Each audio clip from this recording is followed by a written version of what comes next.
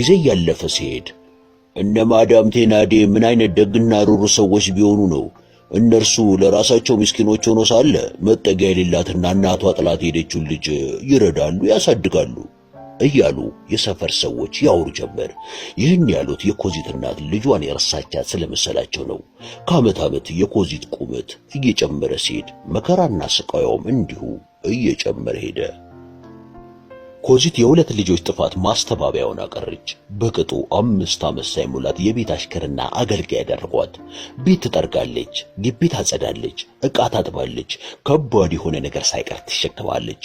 ጉዳያቸውንም ሁሉ ለመፈጸም ትላላካለች።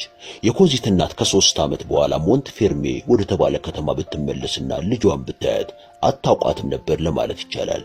ያኔ እናቷ ጥላ ስትሄድ ድንቡሽቡሽ ያለች ግመጡኝ፣ ንከሱኝ፣ እቀፉኝ ታስብል ነበር። ዛሬ ከመጠን በላይ ተጎሳቁላ ጠቁሯና መንምና አጥንቷ ገጦ ፊቷ ገርጥቶ ሳይወት የሚሸሿት አይነት ልጅ መሰለች። እድለቢስ ገዳፋ እያሉ ነበር ባልና ሚስት የሚጠሯት።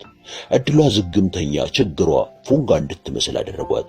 አይኖቿ ምንም እንኳን ቢጎረጉዱም ከቦታቸው አልጠፉም። ቢሆንም ሲያዩአቸው እጅግ ያስፈራሉ።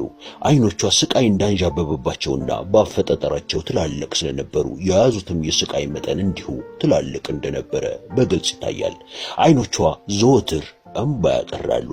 በክረምት ቡትቶ ለብሳ አፈር ላይ ስትተኛና በበጋ ደባደቦ ተሸፍና በጠራራ ፀሐይ ከቁመቷ የሚበልጥ መጥረጊያ ይዛ ደጃፍ ስትጠርግ ማየት ልብ ላለው የሚዘገንን ትርኢት ነበር።